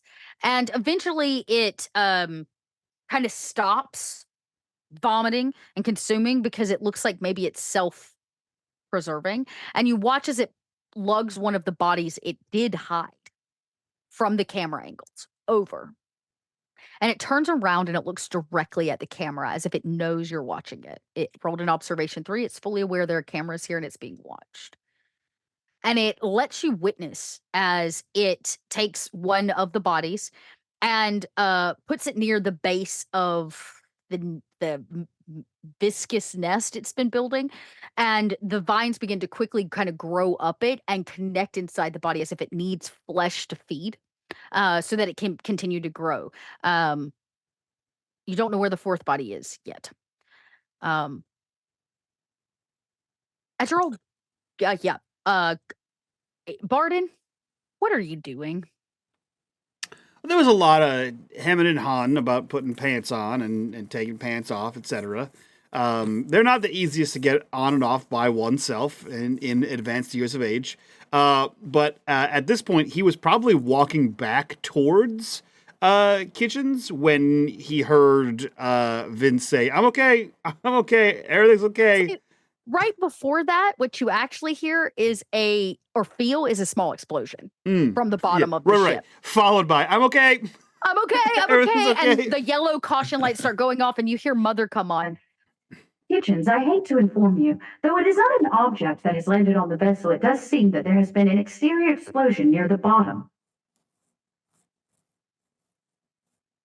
Vince is okay. I'm okay.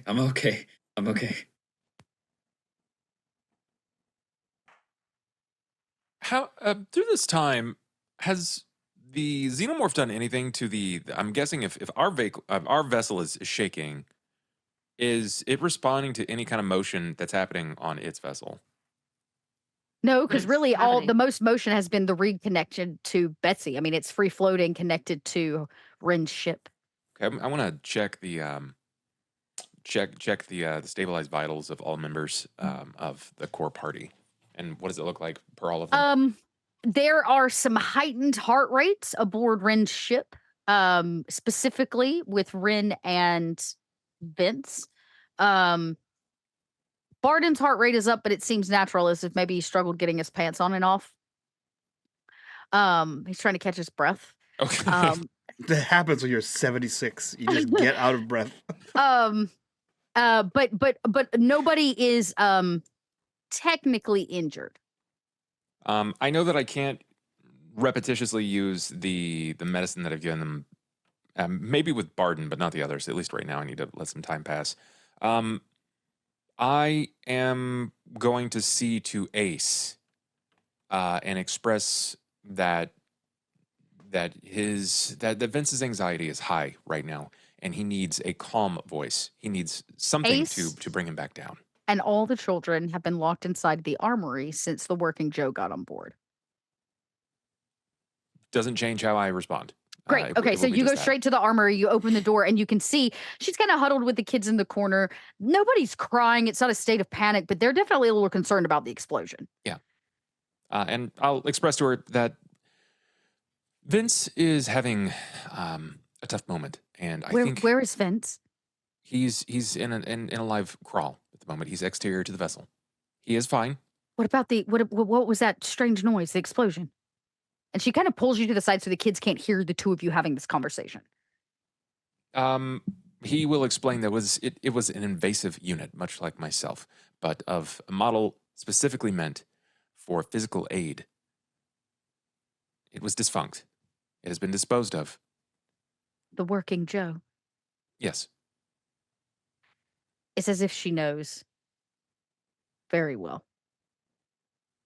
Changes nothing. Vince still needs a kind voice right now.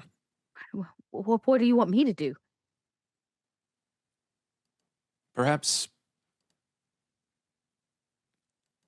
How would he explain that? That's kind of difficult.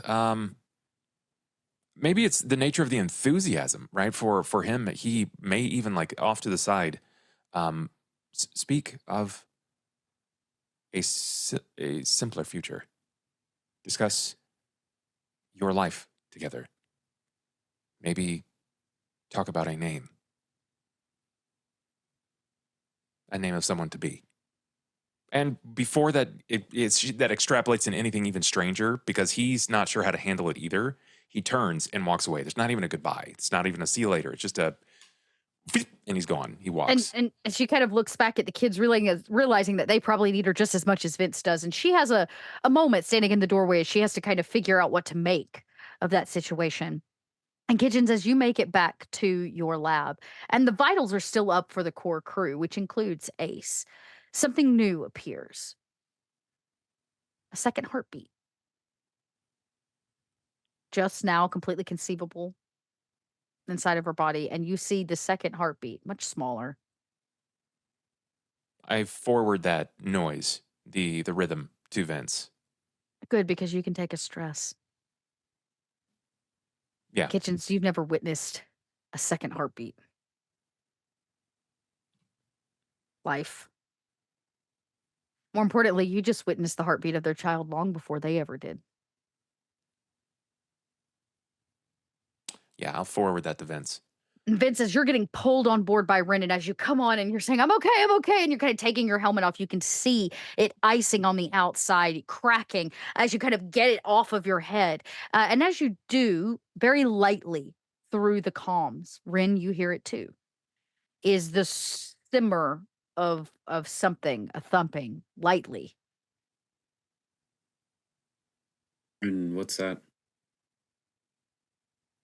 If that comes through on my comms, I will, since I'm forwarding to him, I say, congratulations, Vincent. That is the sound of your child beating hard. Vince gives a look at Rin, and he whispers off comms, there's 100% no way my child was just born. No, I'm pretty sure he is monitoring for all of us to make sure we're okay. Oh. And Ren, you would know as a woman, there's only a certain point at which you can hear the heartbeat. It doesn't happen right away. You know, the embryo has to grow.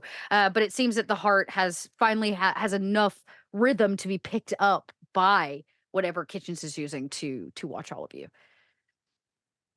Vince calms down. Thanks, Kitchens. Ace, are you? Can you patch me through to Ace? I will. No problem. I'll patch that directly through. And when it cycles back around, I would like a direct comment with Ren. Okay. You kind of fiddle with the comms, patching people through, and you patch Ace through on a private line. Actually, like a private comm, maybe phone or something in the ship. And you can hear Ren go, Vince? Ace, hey. How are Where the are kids? you? I'm in Rin's ship. Everything's okay. Why are you in Rin's ship? Rin's ship's connected to the sphere. Yeah, we needed to connect Rin's ship to our ship. But Did you? there was, yeah. Well, we're in the process right now. I fixed it. How you doing? Oh, fine. You know, just hiding out in an armory with children. Just another day in space. Yeah. I think we're good now. You can let them Good. out. We're good now. Yeah.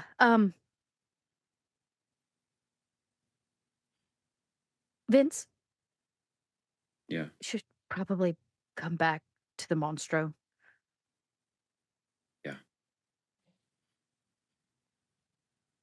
And she kind of hangs up. You hear the comms click. You hear the kids like giggling or something. She's like, "Don't put it down," as the comms kind of go off.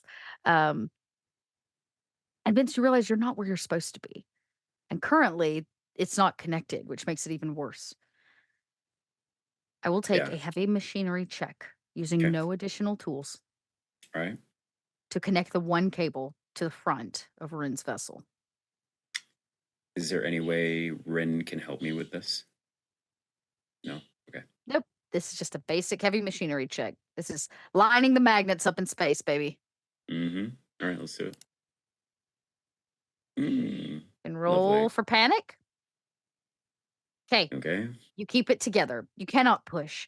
As you can see it. You program it in, and you can see the cable kind of pressing like through space coming towards you, and it connects to the front of Rin's ship. And as it does, everything lurches.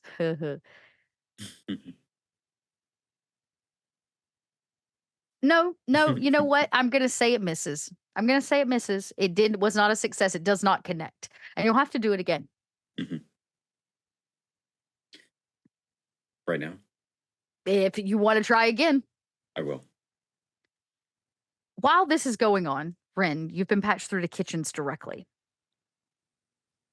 Knowing this is above board. Knowing her history as a marshal and how she never really goes anywhere without her firearm, as it's a kind of a comfort piece.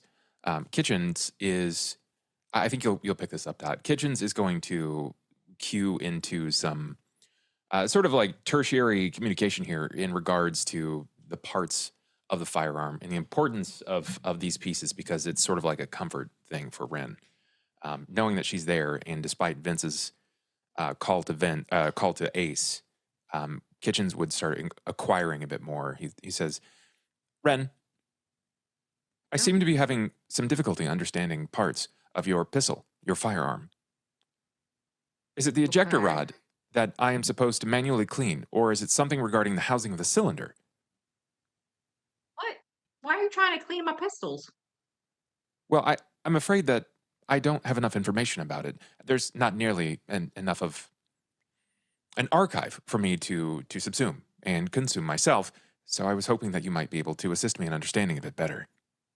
Well, I mean, we have our training manuals that I shared with others, the ones that have I'd learned like, to, like what I showed Yanks before. Vince, I'd, why you changing the lights in here? What's going on? I could Uh, read this, yes. That's fine, but I think I would like to hear from my friend instead. you want me to give you a lesson in weapons cleaning right now? I'd like that, Vince? yes. Oh, okay. I suppose I could do that. Now, what part are you looking at again right now? I'm not sure. It seems to be a rotational part somewhere near the center of the pistol. It may be a chamber. I'm uncertain. He Yeah, well, completely first you have knows. to. Yeah, Bren's like, well, first you have to clear everything out. You have to have a systematic approach to the whole parts and pieces. And she goes like deep into Yep. all of the parts of, okay, now you do this and go through that. And as you go through the process, Vince can make another heavy machinery check. The cable has to roll all the way back in and come all the way back out once again. And this time, Vince, you manage to connect it solidly to the front of the hole. And it actually jerks you out of you telling these things to Kitchen, Rin. Trying to keep your mind off of what's going on as it jerks and lurches. And it is a solid connection. It is going to have to be a slower haul.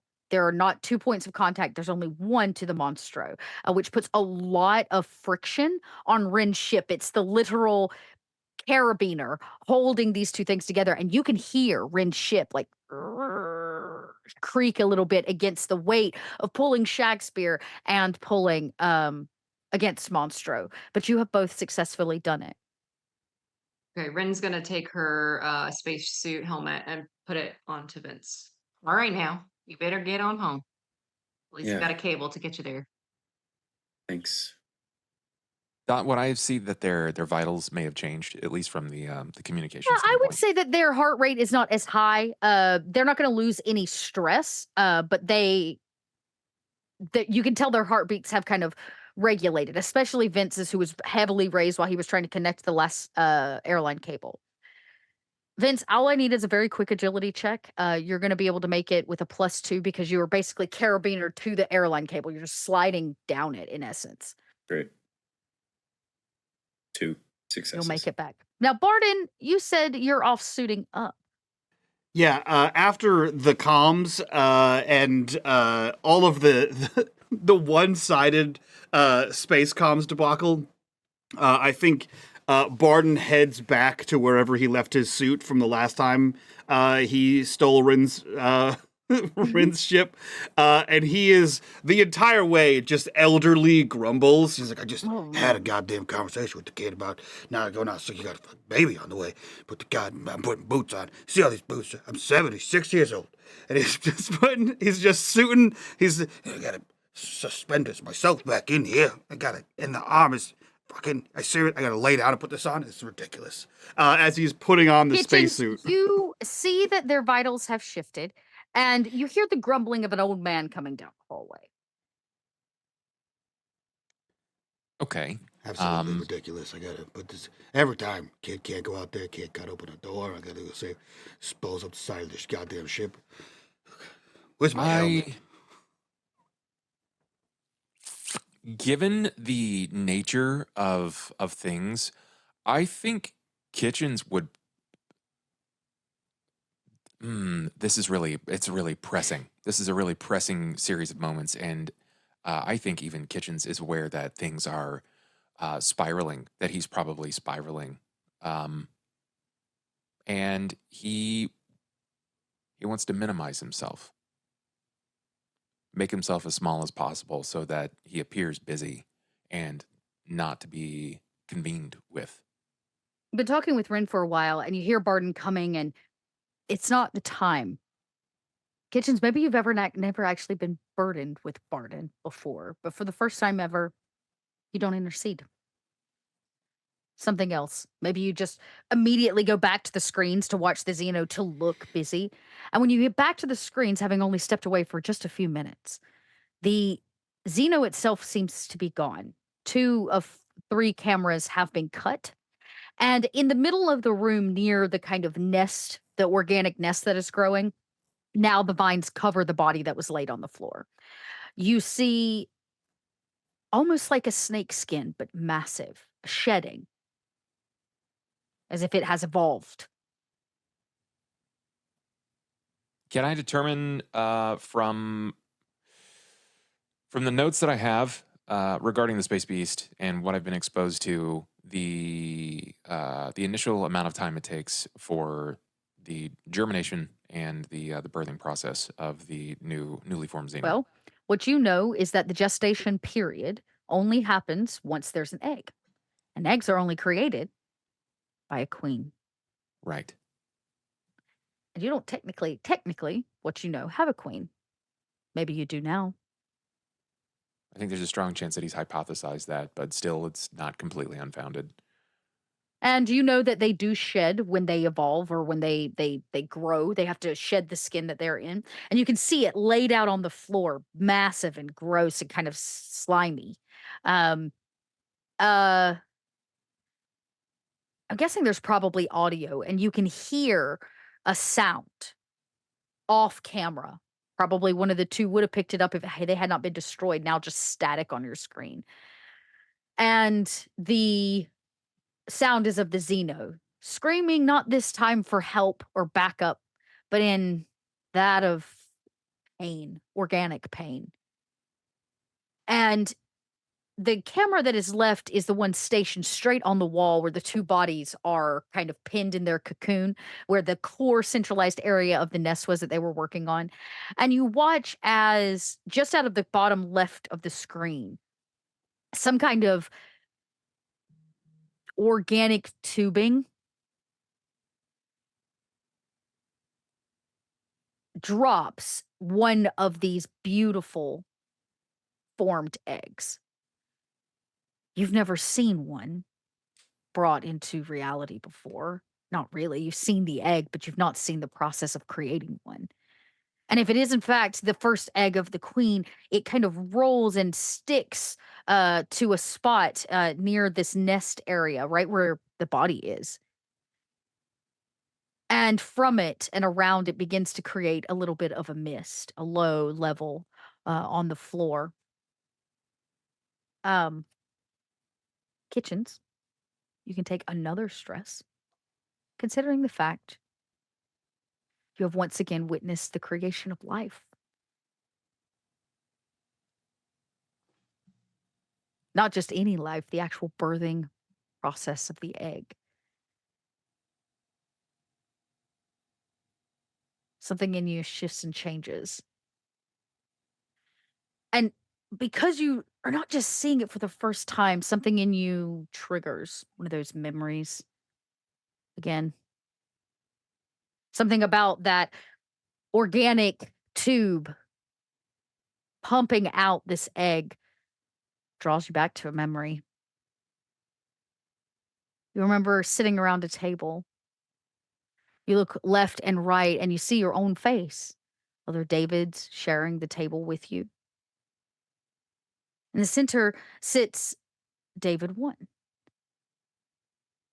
And he says something, but you're unable to, in this memory or this series of data that has been re-released into your conscience, make out exactly what he says. And somewhere near the end of his sentence, his words kind of come into fruition. And he says, "This is my body broken for you." And he stands up and he looks right at you, Kitchens, from behind as you look up at him. And he leans down as if he's going to kiss you. And instead, he doesn't. His mouth opens in an unnaturally large way. You feel yours do the same. And he regurgitates up an embryo. Ugh. Straight into your mouth. You watch as he goes to the next disciple, as if he's going to kiss them on the forehead, and instead he injects them with the same embryo.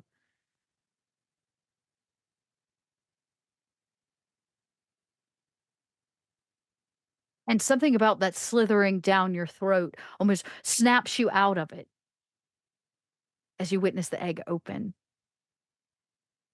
From it crawls a spindly-legged creature that immediately runs up the wall and attaches itself to the face of one of the people sitting and sticking there. There's no struggle, no screams. So easy, so quiet.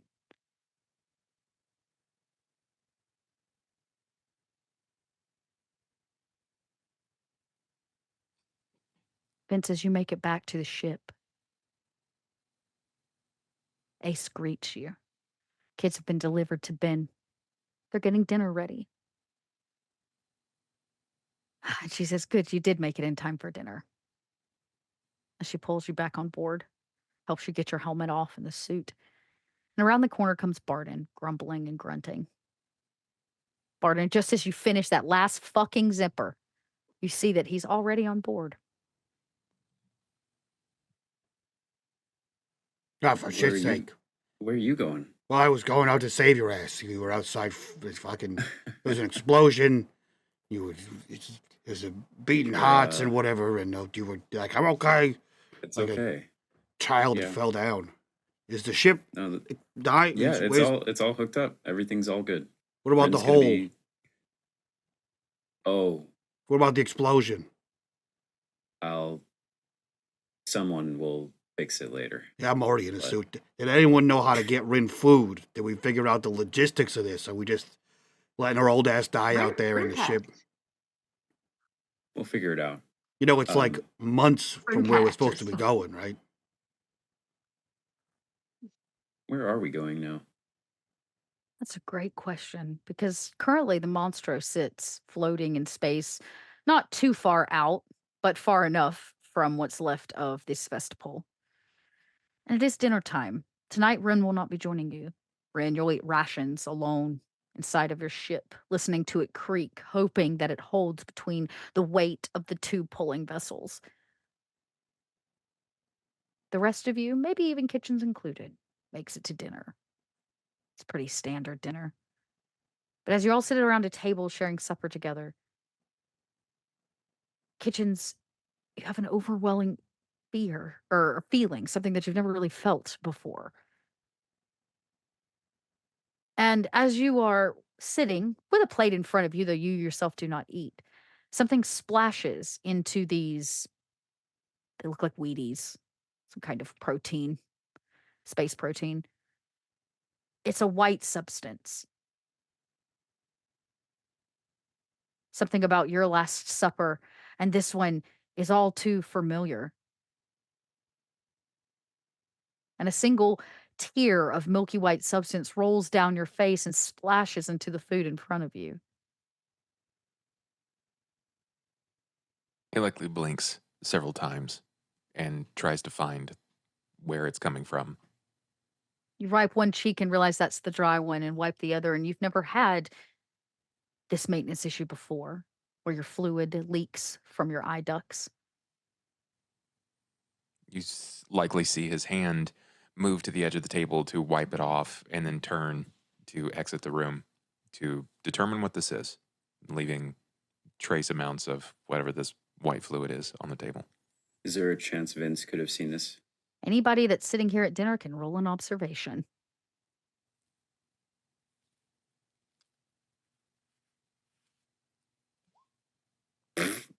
Of course. Y'all go ahead and start rolling me some panics. Mm. Okay, Vince, you hold it together. Yeah. Barden, you hold it together. Both of you see it. A malfunction. The eye that leaks flashes just for a second, not those beautiful hazel eyes of David's, but red. Just one. Flickers. And as Kitchens blinks and wipes it away, the eye goes back to a hazel hue. Maybe it's just your nerves, Vince. You have had to see those eyes twice today. Mm. But Barden, Kitchens has never leaked fluid before, especially not from his eyes. And Kitchens, as you rush back to the laboratory to diagnose yourself and try to figure out what's wrong, you reach for tools and wires and computer keyboards and whatever it is that you need. And as you do, you keep wiping away these tears and you can't seem to get rid of them because you realize they're not just leaking from your eyes, but also from the palms of your hands. Your skin cracks a little bit. And in a strange way, the milky white substance continues to ooze drip by drip from your palms and your eyes.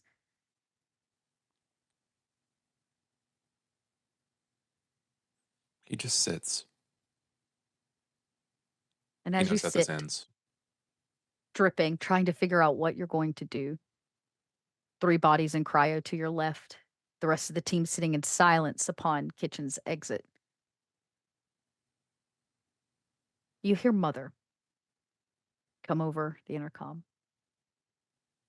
I do not mean to interrupt your dinner, but it seems that we are being hailed by another vessel.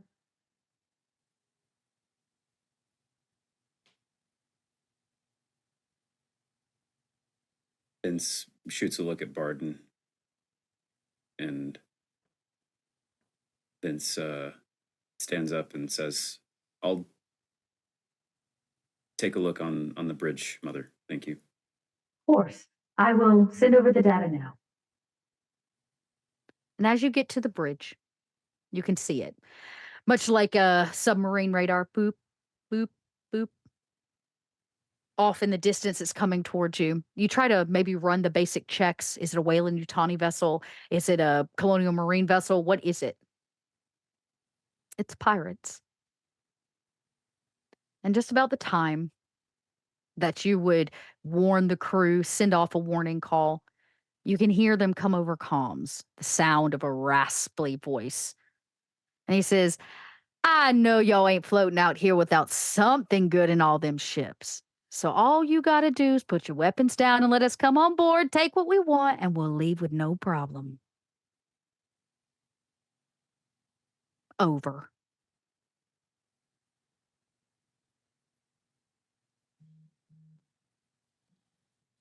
Vince sits with his finger on the reply, the hot switch for the mic, and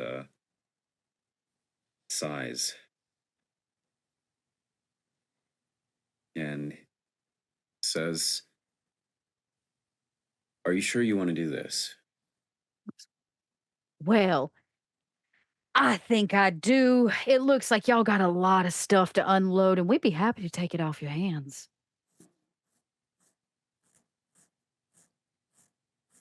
Well,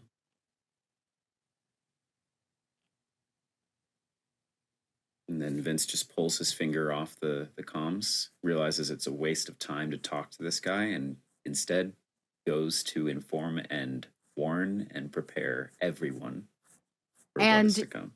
You all hear it. He tapped into your comms from his vessel across the ship. Kids, everybody at dinner.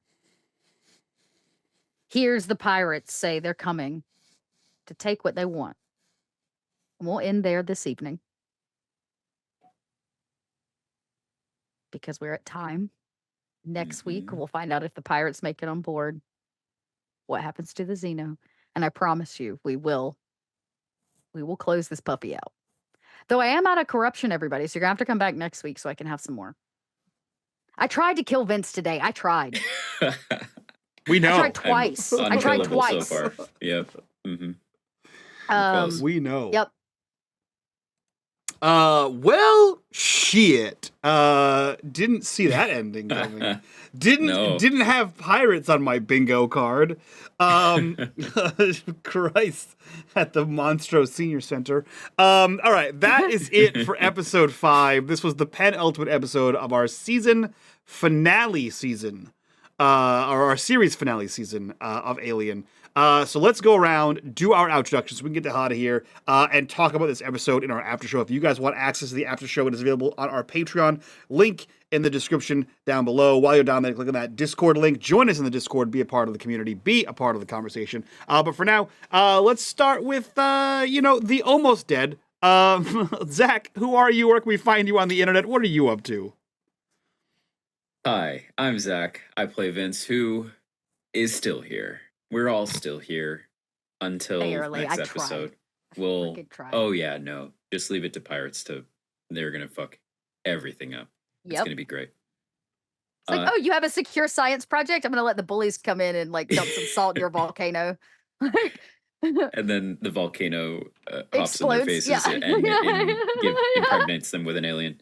Wonderful. You'll find me here next week when we see what happens with that. You'll also find me on the Arvin Eleron channel, where I am a part of the Expedition from the Mysterious Peaks, D&D, and Esper Genesis campaign.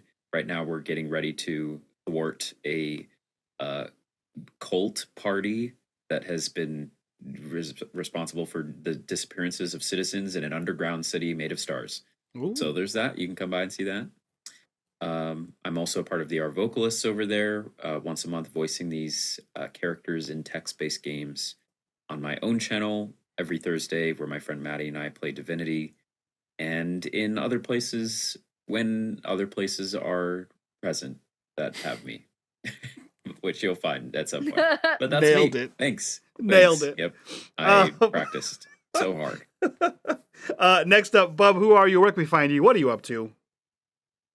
When I'm not slowly fracturing unto death, I can be found in, a myriad of places, but mostly on twitch.tv/BubTalks. Find me there trying to herd cats. That's really what Twitch streaming is. It's herding cats and playing video games poorly. But if you like D&D adjacent things, please come find me there. I play pretend. It's fun. You might enjoy it. Or not. I'm not your dad. Do whatever you want. I am your dad. I say go check out Bub's channel. Watch him herd cats and roleplay adjacently. That being said, Meta, who are you? Where can we find you on the internet? What are you up to? Hello, I am Metamancer. You can find me here or Discord or I guess YouTube. I archive all the TTRPG stuff that I do there. So, yeah, that's it. Perfect. And last but not least, Dot, who are you? Where can we find you? And what are you up to? I'm Dot. You can find me here once a week. You can find me on Pod by Night twice a week. And the rest of the time I'm over at Cobalt Press. That's the Dot. That's Hell the yeah. happenings. Hell freaking yeah. Guys, come back next week for the finale. We finally made it to the end of this season. And place your bets on who lives and who dies. But that's it from us. We will see you next time. From all of us to you guys, bye.